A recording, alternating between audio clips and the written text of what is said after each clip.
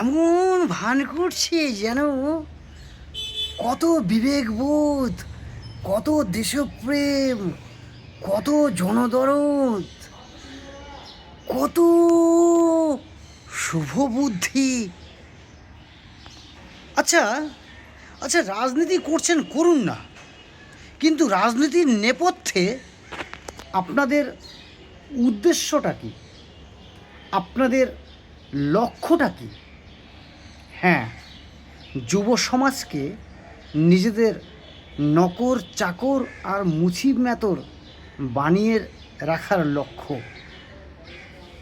যদি তাই না হয়, যদি তাই না হয় তাহলে তাহলে কেন তাহলে কেন আপনারা সরকারের এই সব কর্মকাণ্ডের বিপক্ষে দাঁড়াচ্ছেন, সওয়াল করছেন, মিটিং মিছিল করছেন, প্রতিবাদ করছেন, বিক্ষোভ করছেন কেন? আমি এই আমি এই পরিপ্রেক্ষিতে বিগত 50 বছর ধরে রাজনীতি করে আসা পশ্চিমবঙ্গের বুকে একটা কালো অধ্যায়ের ইতিহাস সংক্ষিপ্ত আকারে তুলে ধরার চেষ্টা করছি।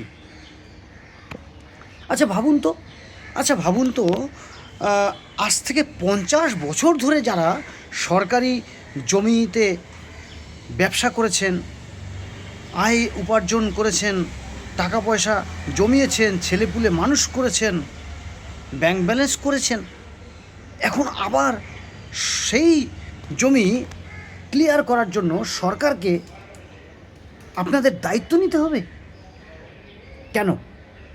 কেন? সরকারের সম্পত্তিতে সরকার যদি দেশের উন্নয়নের জন্য, ডেভেলপমেন্টের জন্য সেই জমি অধিগ্রহণ করতে চায় এবং দীর্ঘ 50টা বছরে, একটা দুটো তিনটে বছর নয়, 50টা বছর, 5টা দশক থেকেছেন, করেছেন, খেয়েছেন, ছেলেপুলে মানুষ করেছেন, এখন সেই জায়গাটা ছেড়ে দিতে হবে, আপনি ছাড়বেন না। এবং আপনাদেরকে এই অজ্ঞ মূর্খ বানিয়ে রাখার কাজটা করছে সেই বামফ্রন্ট আমলের তাদেরই সাঙ্গপাঙ্গ এবং পরবর্তী যারা রয়েছে তারা, আর হচ্ছে এই বিগত দিনগুলোতে 15 বছর যারা ছিল টিএমসি অর্থাৎ তৃণমূল কংগ্রেসের তারা। এবং তৃণমূল কংগ্রেসের তো আবার একেবারে এখন ভেঙে চুরে মূল উঠে গিয়ে বিচ্ছিরি অবস্থা হয়ে গেছে। যারা আছে তারা এটা করছে, এটার বিরোধিতা হওয়া উচিত। এটা কেন যদি আপনারা রাজনীতির স্বার্থে এইরকম করেন এবং রাজনীতির মূল লক্ষ্য এটা হওয়া উচিত, তাহলে তো সমাজের কোনো মঙ্গল হবে না। আপনাদের এই বামফ্রন্টের এদেরই একটা সময়ে এরা বড়দেশকে জিজ্ঞেস করলে জানতে পারবেন, এই বামফ্রন্টের এরাই কিন্তু একসময় কলকাতায় যখন মেট্রো চালু হবে, মেট্রো শুরু হবে, যখন টালিগঞ্জ থেকে মাটি খোঁড়াখুড়ি কাজ শুরু হয়েছিল, এই বামফ্রন্টের নেতা নেত্রীরা এরাই কিন্তু জনপ্রচার করেছিল যে এই মেট্রো হবে তো এখানে মানুষ চলাচল করবে না, ট্রেন যাবে না, এখানে মানুষদেরকে মেরে এই গর্তের ভিতর ঢুকিয়ে দেওয়া হবে। এইসব ধরনের প্রচারও, নোংরা প্রচার তখনকার সময় চালিয়েছে তৃণমূল কংগ্রেস। বিগত দিনগুলোতে অনেক অপপ্রচার চালিয়ে গেছে, এখনও চালাচ্ছে। আমি বলছি না যে ভারতীয় জনতা পার্টি যা করবে পুরোটাই ভালো কাজ করবে, কোনো ভুল ভ্রান্তি কিছুই হবে না, কিন্তু এখনও অবধি আমি যেটা দেখতে পাচ্ছি সেটা কিন্তু এইটা ঠিক নয় যে সরকারি জমি অধিগ্রহণ করতে গিয়ে এত বাধাপ্রাপ্ত হতে হবে এবং এত কিছু করতে হবে এবং বিরোধী দলগুলো সহযোগিতা করবে না। আচ্ছা, আমি এই পরিপ্রেক্ষিতে আমি একটা দুটো উদাহরণ তুলে ধরতে চাইছি এবং ব্যাখ্যা করছি যে ধরে নিন আমাদের এই যে বন্দে ভারত ট্রেন থেকে নেমে হাওড়া স্টেশন থেকে কলকাতার ভিতরে যখন প্রবেশ করবেন কোনো ইন্ডাস্ট্রিয়ালিস্ট বা কোনো ভদ্রসভ্য মানুষ, তখন কি দেখবেন? তখন দেখবেন যে চারিদিকে বস্তি, চারিদিকে দোকান পাট জবরদখল হয়ে রয়েছে, এগুলো নাকি একটা ঝাঁ চকচকে সুন্দর শহর এবং ট্যাক্স পেয়েবেল, যারা ট্যাক্স দেয় সেই সব দোকানগুলো সামনে আসছে, যাদের বেনিফিটটা পরোক্ষভাবে সরকারের কাছে এবং সাধারণ মানুষের কাছে পৌঁছয়, নাকি কোনটা? নাকি জবরদখল এবং বস্তি এইটাই চাইছেন?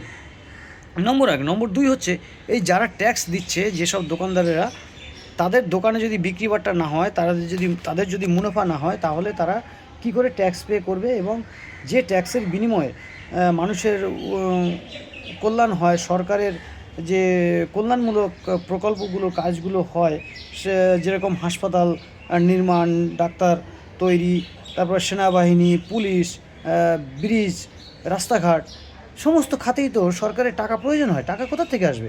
যারা ট্যাক্স দেয় তাদেরকে যদি আমরা বাধাপ্রাপ্ত করি।